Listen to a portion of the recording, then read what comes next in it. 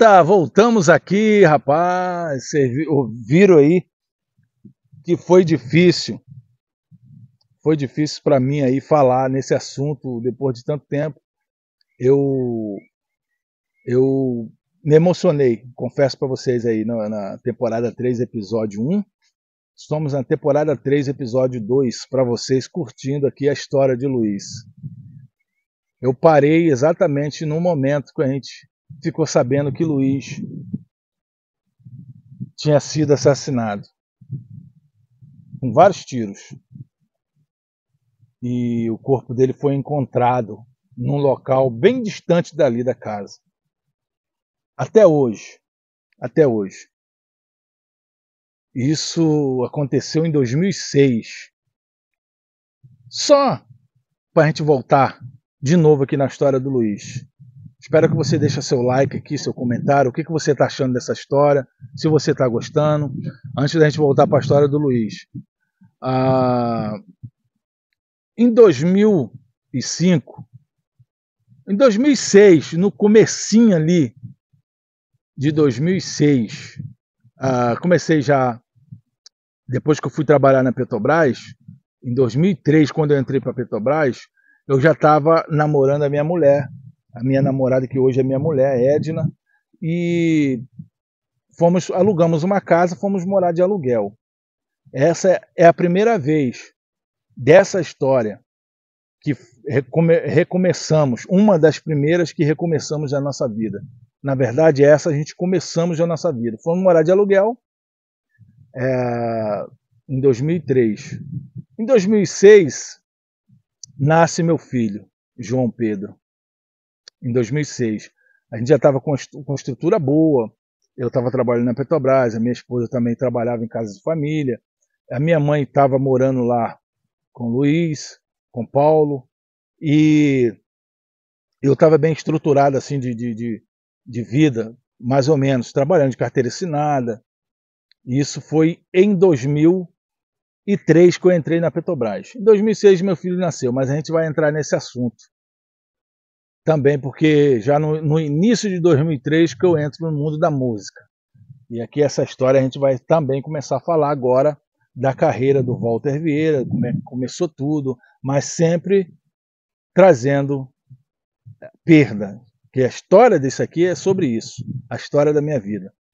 Então, aquele desespero todo que entramos ali naquele desespero, porque mais um filho, a minha mãe teve a notícia de mais um filho que morreu, mais um filho que foi assassinado. Até hoje, isso aconteceu em 2006, estamos em 2024, até hoje não soubemos do que aconteceu, do que ele morreu, quem matou, por que ele morreu, até hoje. E não procurei saber também como ele morava distante, depois perdemos o contato com a mulher e os filhos dele, ele deve estar todos já com 20 e poucos anos, na época eles tinham o mais novo tinha 8 anos, um tinha 8, o outro tinha 9, os filhos dele. Hoje já deve estar aí, já com seus 20 e poucos anos. Então, até hoje, não soubemos por que mataram Luiz. Luiz, aquele garoto sonhador, aquele garoto que sempre tinha sonhos, mas que depois se perdeu nesses sonhos. Eu não sei. Se eu falar que eu sei, eu estou mentindo. Eu não sei do que ele estava se metido, no que ele tinha se metido, qual as transações que ele fazia, eu não sei. A única coisa que eu sabia é sobre esse carro clonado que ele tinha, porque naquela época, como é até hoje, clonar carro é crime gravíssimo, da prisão, da morte. Mas será que foi essa gente que matou ele? Será que foi essa gente que clonou o carro? Será que foi alguma coisa que ele fez? Eu não sei. Eu não sei realmente o que aconteceu. Mataram ele e o colega dele, que andava com ele. Pegaram os dois. A informação que a gente tinha é que Luiz, a informação que a gente tinha era que ele tinha esse conhecimento com pessoas, mas a gente que não até o momento não sabia com quem ele tinha esse conhecimento. Luiz, aquele garoto sonhador, que eu não sabia o que ele fazia na vida particular dele. Eu tinha contato quando a gente trabalhava junto na Petrobras. A gente estava sempre se encontrando nos corredores, a gente sempre tomava café junto, batia papo, botava a conversa em dia. Quando ele morreu, a minha mulher estava com 6 meses, se eu não me engano. Estava com 6 meses de gravidez quando ele morreu. E ele não chegou a conhecer o sobrinho. E foi aquela coisa, mais uma perda na vida da minha mãe. Aquela mãe, aquela sofredora, aquela que dividia a sua comida com 3 filhos comendo no mesmo prato. Mais uma vez, a minha mãe teve mais uma perda, o filho mais novo da vida dela. Esse foi a gota d'água da vida da minha mãe. Ali acabou, a minha mãe se acabou depois dessa perda. A minha mãe ficou um tempo, e pior que quem teve que dar a notícia para ela foi eu. Foi muito difícil para mim. O meu padrasto me deu a notícia que encontraram o corpo dele no domingo. Ele sumiu na sexta, encontraram o corpo no domingo. E bem distante dali, bem distante mesmo do local onde pegaram ele. E Luiz era o mais novo, tá? Só lembrando, voltando lá nos anos 90. O Wagner era mais velho que eu. O Wagner morreu com 24 anos. Joel era o mais velho dos homens. Morreu com 28 anos. Luiz era o mais novo de todos. Morreu com 28 anos.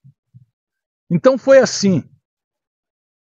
Em 4 anos, né, de 1994 para 98, 4 anos. E daí foi mais alguns anos depois, mais um irmão, Luiz. Aquele mais novo, aquele que brincava com a tampa de carro. Luiz era trabalhador, mas tinha conhecimento, andava com pessoas que faziam coisa errada. Eu não estou passando a mão na cabeça dele, porque até o momento eu não sabia e não sei até hoje por que ele morreu. Não sei o que ele fazia nas horas vagas dele. Não sei, porque depois que ele saiu da Petrobras, ele passou a trabalhar por conta própria. Abria lugares de vender pizzaria, ele abria lanche para vender, ele fazia lotada de Kombi. Então já não sabia mais, não tinha mais aquele conhecimento. A gente se falava muito pouco pelo celular. Na época não tinha muito esse negócio de zap, né? Tava muito pouco, tava devagar ainda. E eu continuei levando a minha vida depois que passou isso. Mas antes de voltar, porque a gente vai lá na frente, mas volta agora, vamos falar do Walter Vieira na história do cantor. Em 2003, quando eu entrei na Petrobras, eu tive um conhecimento ali no Largo da Carioca, ali pelo centro da cidade, onde ficavam os músicos. Eu conheci um rapaz chamado Bertão, Jorge Bertão. Conheci um cantor, Jorge Bertão. Ele já tinha uma carreira estruturada na vida dele. Tive esse contato com ele ali e depois passei a frequentar o mundo da música. E nessas minhas caminhadas, eu conheci um cara chamado Délio Costa. Délio Costa, que tinha uma dupla, João Marcos e Maciel. João Marcos e Maciel, que era o Délio Costa, que cantava com outro cara. E eu passei até essa amizade com Délio Costa, já falando do mundo da música. Depois a gente volta a falar lá da minha mãe, para mostrar para vocês como é que eu entrei na música. Em 94 eu já tinha compus alguma coisa, mas eu não tinha aquela garra de entrar na música, não tinha aquela ansiedade de seguir com a música, não. Eu gostava muito, ouvia muito Zezé de Camargo, Luciano, Milionários, Zé Rico, aquele pessoal lá de trás. De 2000 para cá, passei a curtir Bruno e Marrone, a galera que foi surgindo, né, antigamente, antes de 2000, Leandro Leonardo, Zezé de Camargo, Luciano, estão em Chororó. Eram as duplas que estavam mais firme. Né? Depois veio a galera toda nova que eu fui curtindo. Eu sou sertanejo.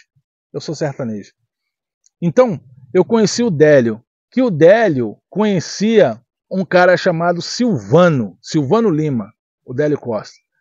Aí o Délio uma vez me chamou para ir lá visitar, conhecer, e conhecemos lá, conheci o Silvano. O Silvano que tinha uma dupla com o irmão que era Roberto Lima e Silvano, uma dupla gospel. E o Délio, que cantava com o João Marcos, já não cantava mais com ele, separou, porque o cara tinha um gênero dele, e sabe que dois bicudos não se beijam, né? E Délio passou a correr atrás do segundeiro, uma primeira para ele, porque o Délio era a segunda. E como eu gosto de fazer primeira, não sei fazer a segunda voz, se eu soubesse fazer a segunda voz, hoje a gente estava com uma dupla boa. Hoje a gente estava com uma dupla sensacional, de repente a gente já estava aí no mundo aí com essa galera toda aí. Mas infelizmente a gente encontra pessoas, né, no nosso caminho que tem um tampa-olho assim, ó. Eles não olham para o lado, não olham para o outro e nem olham para trás, não. Eles só querem ficar olhando assim para frente. Pessoas que pensam pouco. Eu já encontrei algumas pessoas, como eu encontro até hoje, pessoas que pensam pouco. Então não vai, não chega. E Délio, comecei a formar ali uma parceria com o Délio, para tentar formar uma dupla. Mas ele não gostou muito da minha voz, ele disse que a minha voz era similar à dele, até que ele encontrou Silvano Lima. Formaram uma dupla bonita, Délio Costa e Silvano. Não era Silvano Lima ainda não, era Délio Costa e Silvano. E ficou bonita a dupla, fizeram shows e tudo, cantaram em restaurante, cantaram, ficou bonita a dupla, aquela voz casada, a voz do Silvano bem estruturada com a voz do Délio, uma segunda aguda, grave, né? Ficou bonito.